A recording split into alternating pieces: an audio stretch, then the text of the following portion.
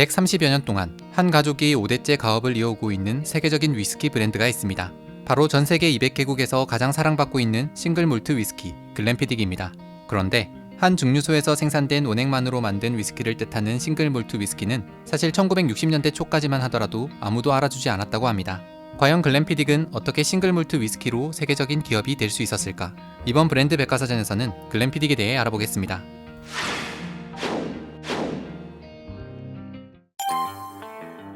1839년 12월 19일 스코틀랜드의 더프타운 콤발 스트리트에서 한 사내 아이가 태어납니다. 이 아이의 이름은 윌리엄 그랜트. 훗날 세계적인 위스키 기업 윌리엄 그랜트 앤 선즈를 설립한 인물입니다. 윌리엄은 그랜트 클랜이라는 스코틀랜드의 명문 가문 출신이었지만 안타깝게도 그의 가정은 경제적으로 어려움을 겪고 있어서 윌리엄은 어려서부터 일을 해야만 했습니다. 그는 7살 때 더프타운 근처 모틀락에 있는 마을 학교를 다니게 되었는데 동시에 파이프 공작 소유의 땅에서 소를 모는 목동일도 함께하면서 돈을 벌기 시작했습니다. 윌리엄은 책을 읽는 것에 흥미도 있고 소질도 있었지만 돈을 벌기 위해 일찍 학교를 떠나 구두 수성공 견습생과 석회 공장 직원으로 일을 하게 됩니다. 이후 윌리엄은 20살이 되자 더프타운의 소상인 존 덩컨의 딸 엘리자베스와 결혼을 하게 됩니다. 참고로 윌리엄과 엘리자베스 사이에는 7남 2녀 총 9명의 자녀들이 태어났습니다. 그러다 1866년 9월 더프타운 근처 지역 증류소인 모틀락 증류소에서 일을 하게 되면서 윌리엄은 처음으로 위스키와의 인연을 맺게 됩니다. 증류소 사무원으로 일을 시작한 그는 이후 회계 업무를 담당하게 되었습니다. 그는 증류의 모든 과정을 세세하게 기록하며 증류 기술을 자기 것으로 만들기 위해 노력했습니다. 그렇게 20년 동안 그곳에서 성실하게 일한 덕분에 증류소 관리자의 자리에 앉을 수 있었습니다. 사실 그에게는 아주 중요한 인생 목표가 하나 있었습니다. 바로 최고의 위스키를 만드는 자신만의 증류소를 만드는 것이었습니다. 그래서 그는 오랜 기간 일을 하면서 증류소 사업을 하기 위한 자금을 열심히 모았습니다. 1886년 자신만의 증류 사업을 시작할 만한 충분한 돈이 모였다고 판단한 윌리엄은 20년간 일했던 증류소에서 나와버렸습니다. 그리고 모은 돈 중 약간의 돈만 남기고 탈탈 털어서 더프타운 피디강 계곡에 있는 땅을 구입했습니다. 남겨진 약간의 돈은 증류기와 같은 생산 설비를 구매하기 위해 사용했는데 인근에 있던 증류소에서 중고로 살 수 있었습니다. 그런데 가진 돈 전부를 써버린 윌리엄은 도대체 어떻게 증류소를 지을 수 있었을까? 바로 맨손으로 돌을 하나하나 쌓아 올려서 직접 증류소를 지은 것이라고 합니다. 다행히 그에게는 7명의 아들과 2명의 딸이 있었습니다. 여기서 석공 1명을 불러서 9명의 자녀들과 함께 돌을 쌓아 증류소를 짓기 시작했습니다. 이때 사용된 돌의 숫자는 총 75만 개 정도였는데 1년 동안 열심히 돌을 쌓은 윌리엄의 가족은 1887년 12월 25일 크리스마스에 증류소를 완공하게 됩니다. 윌리엄이 이처럼 계곡이 있는 땅에 증류소를 지은 데는 이유가 있었습니다. 근처에 로비두라는 샘물이 있었는데 로비두 샘물의 물은 맑고 깨끗하여 사슴이 자주 드나들면서 마시는 것으로 유명했습니다. 그래서 그는 스코틀랜드에서 사용하는 게일어로 샘물을 뜻하는 글렌과 사슴을 뜻하는 피딕의 합성어인 글렌피딕이라는 이름을 붙이게 됩니다. 말 그대로 사슴이 있는 샘물이라는 의미였습니다. 20년 경력으로 위스키 생산에 대해 잘 이해하고 있던 그는 물이 얼마나 중요한지 잘 알고 있었던 것이었습니다. 윌리엄과 가족들은 로비두 샘물의 물을 증류소로 끌어와 메가를 주재료로 한 몰트 위스키 제조를 시작했습니다. 그렇게 1887년 크리스마스에 글렌피딕 최초의 몰트 위스키가 생산되었습니다. 참고로 현재 글렌피딕은 증류소 인근 150만 평의 땅을 매입하여 위스키 생산에서 가장 중요한 원료인 로비두 샘물의 물을 보호하고 있다고 합니다. 글렌피딕 몰트 위스키는 사슴이 자주 드나들면서 마실 정도로 아주 맑고 깨끗한 로비두 샘물의 물로 만들었음에도 불구하고 안타깝게도 설립 초기엔 매출이 저조했다고 합니다. 하지만 글렌피딕 위스키의 맛을 인정해준 의외의 곳이 있었으니 바로 다른 증류소 사람들이었습니다. 그렇게 경쟁업체의 추천 덕분에 글렌피딕 위스키는 점차 사람들 사이에서 입소문을 타며 유명해지기 시작했습니다. 하지만 이 당시는 글렌피딕과 같이 메가로 만든 몰트 위스키가 한 증류소에서 출시한 단일 제품으로서 즉 싱글 몰트 위스키로는 주목을 받지 못하던 때였습니다. 사실 1725년 영국 하원 의원 조지 드러먼드가 위스키의 주 재료였던 메가에 세금을 붙이는 법안을 내면서 위스키 제조업자들은 세금을 내지 않기 위해 메가 대신 옥수수, 밀, 감자 등으로 밀주를 만들기 시작했습니다. 이게 바로 그레인 위스키입니다.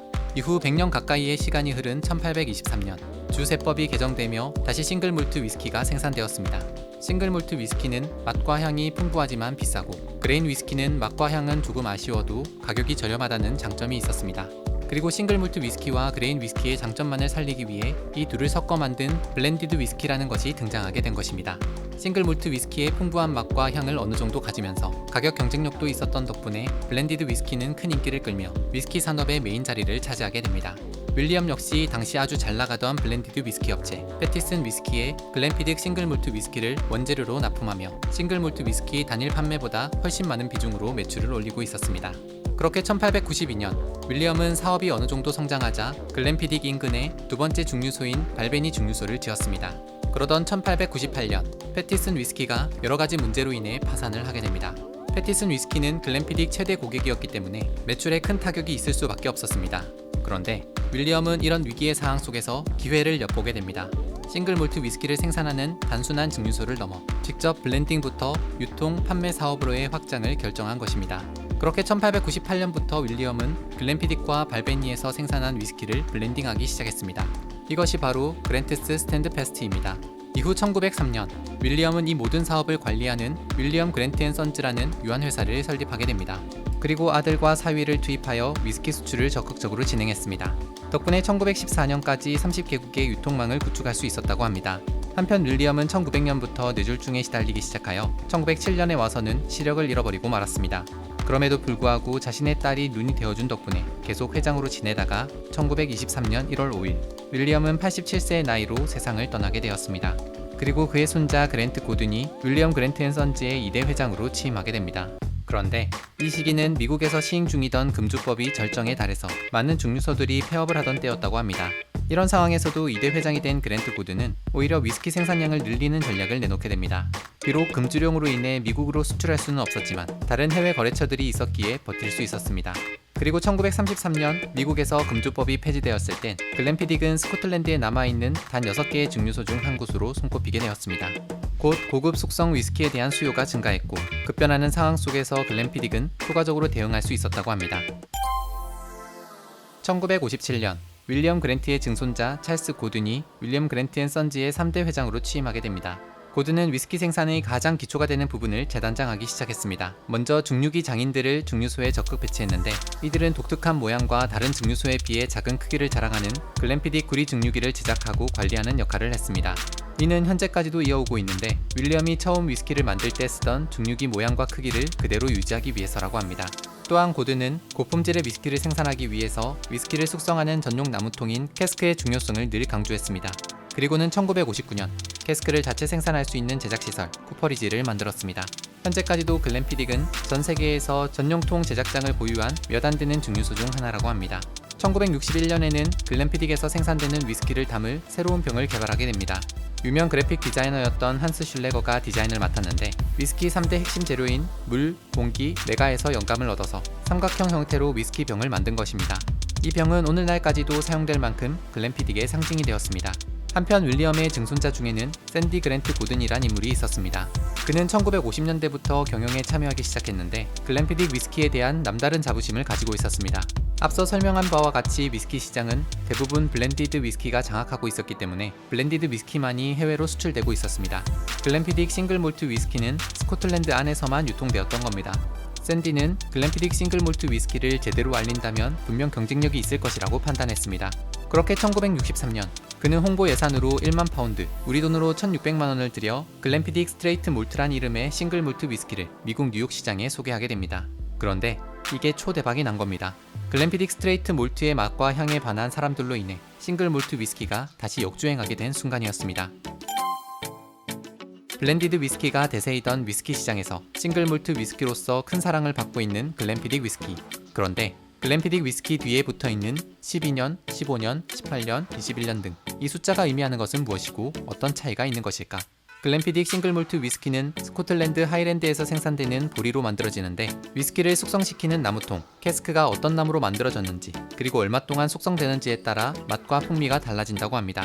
또한 이러한 특성을 살려 글렌피딕 증류소 내에 생산되는 위스키들끼리 블렌딩하여 만들기도 합니다. 즉 100% 글렌피딕 증류소에서 생산한 위스키만을 가지고 위스키를 만들면 글렌피딕 싱글몰트 위스키에 해당합니다. 현재 200여 국가에서 가장 사랑받는 싱글몰트 위스키는 글렌피딕 12년입니다. 참나무통에 최소 12년 이상 숙성시켜 만드는데 서양 배맛이 감돌아 신선하고 상쾌한 향이 납니다. 글렌피딕 15년의 경우엔 비교적 복잡한 제조 과정을 거칩니다. 스페인 쉐리통, 아메리카 버번통, 그리고 새 오크통 등 서로 다른 3가지 형태의 오크통에서 15년 이상 숙성한 뒤 글렌피딕이 특별 제작한 대형 수공 오크통, 솔레라 베트에 담아 2차 숙성을 거칩니다. 그리고 일정 시간이 지나면 오크통 아래의 절반가량을 솔레라 툰이라 불리는 오크통으로 다시 옮겨 담아 3차 숙성을 한 뒤에야 병입하여 만들어집니다. 이 과정을 통해서 진한 과일향과 바닐라 맛이 나는 부드럽고 달콤한 위스키가 완성된다고 합니다. 글렌피딕 18년은 셰리우드로 만든 캐스크에 최소 18년 이상 숙성시켜 만듭니다. 셰리우드의 달콤함과 전통적인 오크향이 조화를 이루며 은은한 사과향이 온 입안에 퍼지는 상쾌함을 느낄 수 있다고 합니다.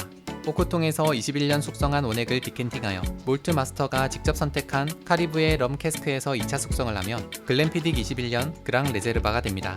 이 친구는 생강, 무화과, 라임, 바나나 등 한층 풍부하고 이국적인 풍미와 상큼하고 강렬한 토피향이 특징이라고 합니다. 글렌피딕은 위스키를 숙성하는 캐스크를 활용해 더 나은 맛과 향을 위한 다양한 실험을 계속하고 있습니다. 그리고 위스키 전용 캐스크뿐 아니라 다른 주류의 캐스크까지 활용하기 시작했는데 글렌피딕 23년 그랑크루의 경우엔 아메리칸 오크 캐스크와 유러피안 오크 캐스크에서 각각 23년 숙성한 원액을 프랑스산 스파클링 와인 발효에 사용했던 피백 캐스크에 넣어 6개월간 추가 숙성하여 만들었습니다. 덕분에 글렌피딕 위스키의 맛과 향에 화이트 포도 특유의 맛과 향까지 더해져 화려하면서도 달콤한 여운을 만들 수 있었습니다. 또한 아메리칸 오크 캐스크와 유러피안 오크 캐스크에서 각각 26년간 숙성한 원액을 프랑스산 최고급 꼬냑 캐스크로 옮겨 2년간 추가 숙성한 위스키도 있습니다. 바로 글렌피딕 26년 그랑코룬입니다. 스코틀랜드와 프랑스의 최고급 풍미가 혼합돼 새롭고 특별한 맛을 가진 위스키가 완성되었다고 합니다. 그 밖에도 글렌피딕 30년, 40년, 50년, 빈티지 리저브 1961 등이 있습니다. 이처럼 글렌피딕은 윌리엄 그랜트의 후손들이 5대에 걸쳐 가족 경영을 이어오는 가운데 윌리엄이 처음 시작한 전통을 유지하면서도 실험 정신을 바탕으로 새로운 위스키의 세계를 열어가고 있습니다.